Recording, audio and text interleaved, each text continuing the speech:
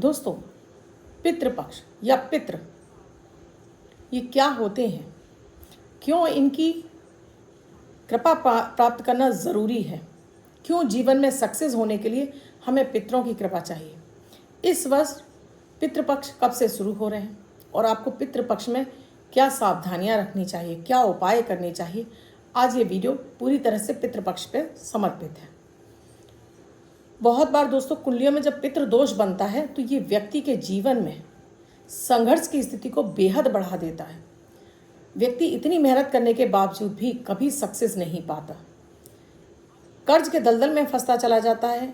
अगर पितृ दोष लगा हो तो विवाह नहीं होने देता है, पितृ दोष लगा हो तो संतान नहीं होने देता है, पितृ दोष लगा हो तो कैरियर सेट नहीं होने देता, पितृ दोष लगा हो तो ये आपको उन्नति नहीं होने देता आपकी, आप एक सामान्य सी स्थिति में रह जाते हैं। आपकी कुंडली में चाहे कितने भी राजयोग क्यों ना लगे हो, अगर पितृ दोष लगा है आपकी कुंडली में तो ये आपको वो सक्सेस मिलने ही नहीं देता है। आपके अंदर हताशा और निराशा बहुत ज़्यादा होती है। चेहरे से भी पता चलता है। अगर आपके ऊपर पितरों की अगर नाराज़गी है तो आपको चेहरे से पता चल जाएगी, क्योंकि आपके चेहरे पर वो ग्लो ही नहीं होगा, क्योंकि पितृ आपके कहीं ना कहीं आपके तेज को ख़त्म कर देते हैं। वीडियो बहुत ही आवश्यक है, बिल्कुल भी स्किप मत कीजिएगा। राधे राधे, नमस्कार। मैं आपकी दोस्त एस्ट्रोलॉजर अर्चना गुप्ता ज्योतिष के सरल उपाय में आप सभी का हार्दिक स्वागत करती हूँ। कैसे हैं आप सभी? आशा करती हूँ आप सभी स्वस्थ प्रसन्न होंगे अपने पूरे परिवार के साथ। ऐसे ही स्वस्थ प्रसन्न बनी रहें, ऐसी आप सभी के लिए मंगल कामना करती हूँ। इसीलिए हर दिन को लकी, शुभ और बेहतर बनाने वाला 1 मिनट का प्रयोग अमृत की बूंद और जादुई अक्षर लेकर आपके समक्ष उपस्थित होती हूँ।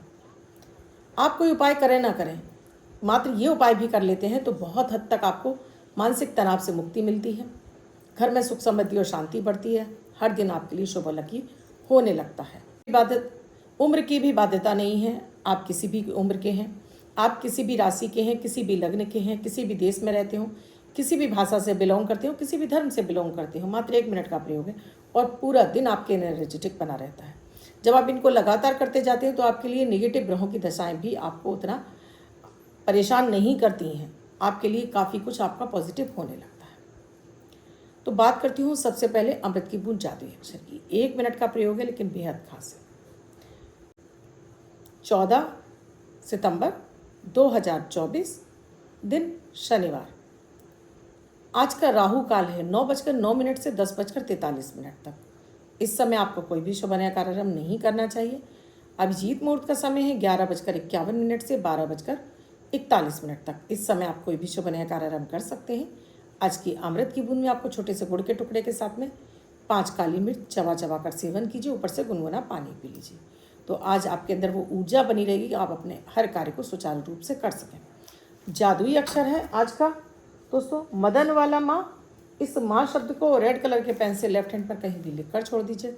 24 घंटे तक लिखा रहने दीजिए। दूसरे दिन आप नहाएंगे धुल जाएगा, नया शब्द देती हूँ, आप इसको फिर से लिख सकते हैं। आप इसको अपने हाथ पर नहीं लिखना चाहते हैं, छोटी सफ़ेद कागज़ की चिट लीजिए, रेड कलर के पेन से लिखिए, फोल्ड करके पर्स से पॉकेट में रखिए।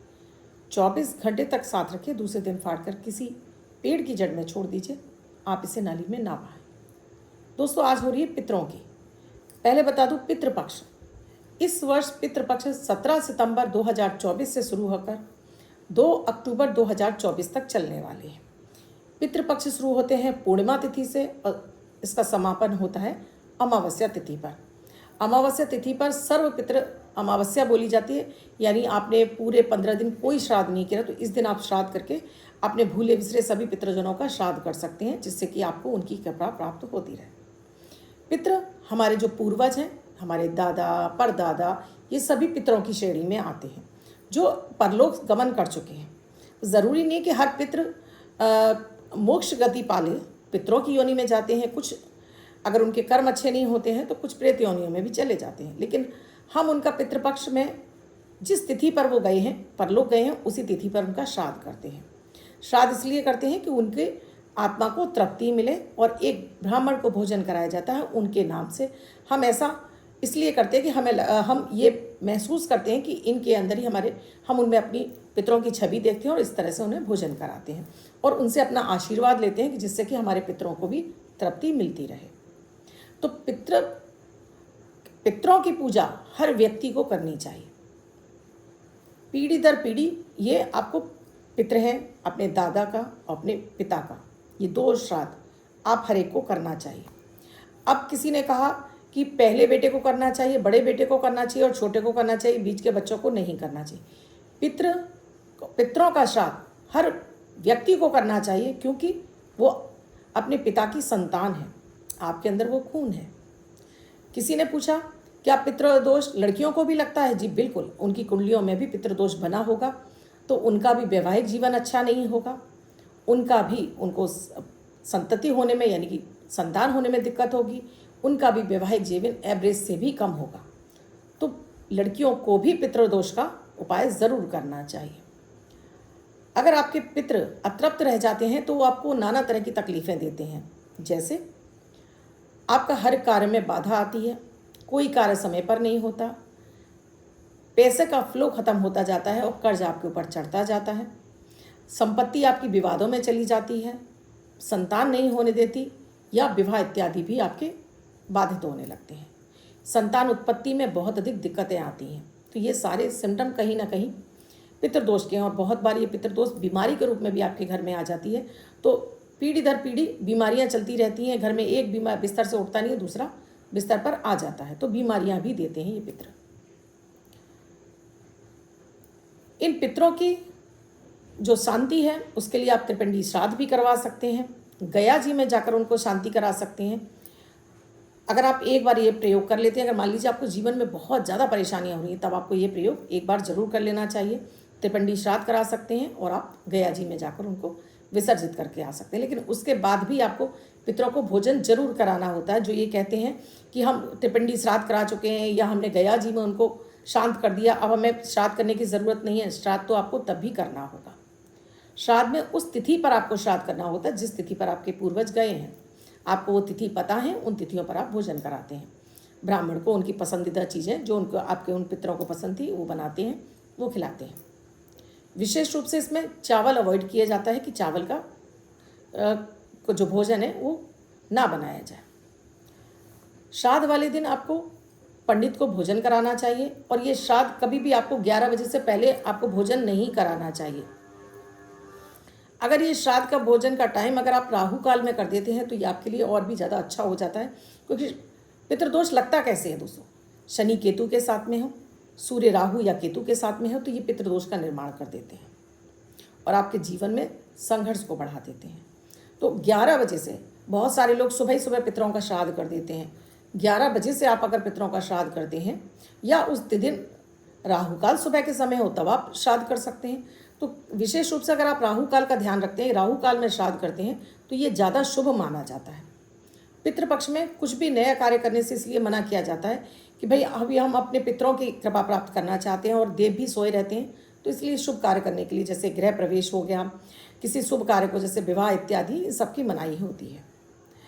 कुछ समय पहले तक तो दोस्तों कपड़े इत्यादि खरीदना ये सब भी मना होती है, हाँ, लेकिन आप पहनो मत, ये ज़्यादा अच्छी बात है। आप पितृपक्ष के बाद ऐसे पहन सकते हैं।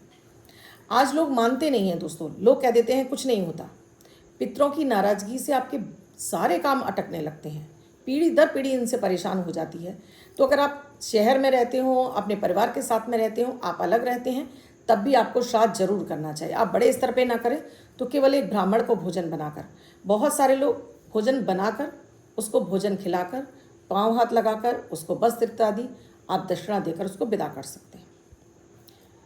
इसके लिए आपको एक भोजन 2 थाली निकालनी है, एक गाय के लिए अपने पितरों के समर्पित और एक उस ब्राह्मण के लिए। उसका भोग निकालकर आपको उसको एक थाली को गाय को खिला देनी है और एक को आपको ब्राह्मण को खिला देनी है। और जो पितरों के लिए भोग निकलता है वो दोस्तों अपने रसोई घर में निकलता है, जहाँ पीने का पानी भरते हैं। पीने के पानी के पास एक धूप बत्ती जलाई, एक लोटे में जल रखिए, जो आपने भोजन बनाया वो भोजन रखिए और साथ में एक कंडा जो गोबर का होता है वो कंडा एक उसमें रख लीजिए, किसी भी बर्तन में या हवन सामग्री कुंडली आती है उनके अंदर रख लीजिए। अब इस पर थोड़ा सा घी रखकर अपने पितरों के निमित्त आपको प्रार्थना करनी होती है और इस पर आपको वो जो भोजन बनाया है उसमें भोजन में दूध की खीर ज़रूरी होती है, अर्पित करके आपको जल अर्पित करने के बाद अपने पितरों से क्षमा प्रार्थना करके भोजन को स्वीकार करने की प्रार्थना करनी होती है और साथ में आपको क्षमा प्रार्थना भी करनी चाहिए। पितृपक्ष में हर व्यक्ति को दक्षिण की तरफ चेहरा करके सूर्य को प्रणाम जरूर करना चाहिए।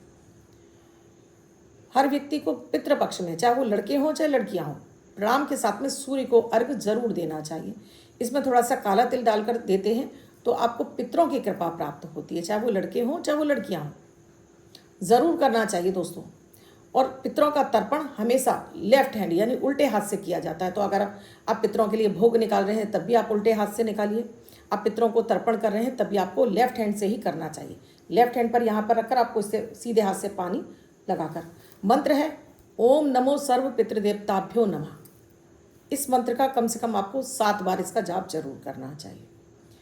और इस विधि से आप ये भोजन निकालते हैं, आपके पितृ आपसे प्रसन्न होते हैं और वर्ष भर आपको उनकी कृपा मिलती रहती है। आपके हर अटके बिटके काम बनने लगते हैं, हर कार्य में आपको सफलता मिलने लगती है। अब मान लीजिए आपको नहीं अपने पितरों की तिथि भी नहीं पता है, तब आप सर्व पितृ अमावस्या पर ये भोजन बनाइए और ये भोजन बनाकर इसी तरह से ब्राह्मण को खिलाना चाहिए। बहुत सारे लोग दोस्तों क्या करते हैं, खाना बनाते हैं और झुग्गी झोपड़ियों में जाकर बांट देते हैं। ये बिल्कुल गलत तरीका है। ये भोजन केवल और केवल ब्राह्मणों के लिए है या कौओं के लिए, विशेष रूप से पक्षियों के लिए। तो आप उन्हें भोजन दीजिए। आप झुग्गी झोपड़ियों में तो आप कभी भी दान के तौर पर बांट सकते हैं, उसमें पितृ अमावस्या और पितरों के लिए कहाँ से आ गया।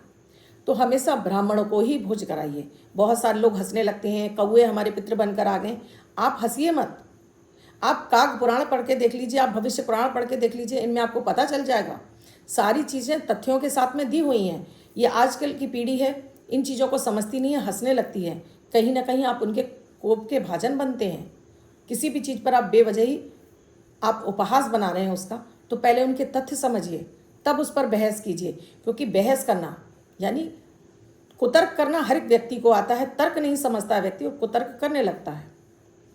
तो इन सब में ना पढ़कर आप अगर एक थाली भोजन ब्राह्मण को पूरे वर्ष भर में पितृ अमावस्या पर भी खिला देते हैं और अपने पितरों के लिए क्षमा प्रार्थना कर देते हैं, उनकी उनसे प्रसन्नता का वरदान ले लेते हैं, तो आपको वर्ष भर किसी भी तरह के पितृदोष की, आपको पितृ से संबंधित कोई भी कष्ट आपको नहीं झेलना पड़ता है।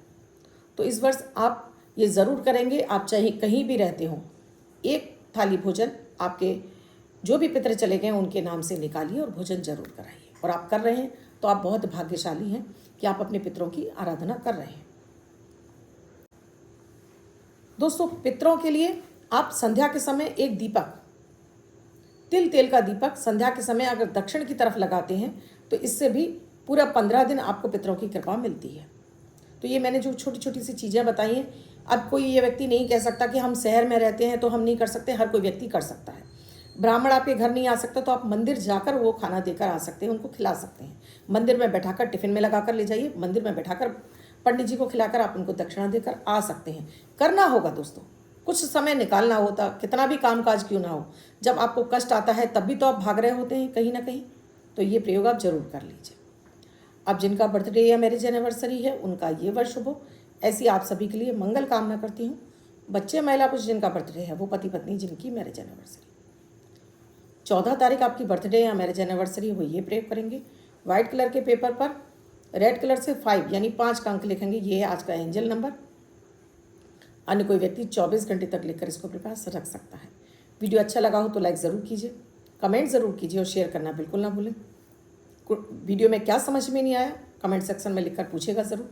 धन वर्षा पोटली चाहिए, किसी भी तरह की पूजन सामग्री चाहिए, कुंडली दिखवाना चाहते हैं तो नंबर स्क्रीन पर फ्लैश हो रहे हैं। आप इन पर व्हाट्सएप मैसेज या कॉल के जरिए जान सकते हैं क्या है प्रक्रिया, क्या है प्रोसीजर हमसे जुड़ने के लिए। कल फिर आऊँगी कुछ नया, कुछ अद्भुत सा प्रयोग लेकर। तब तक के लिए राधे राधे।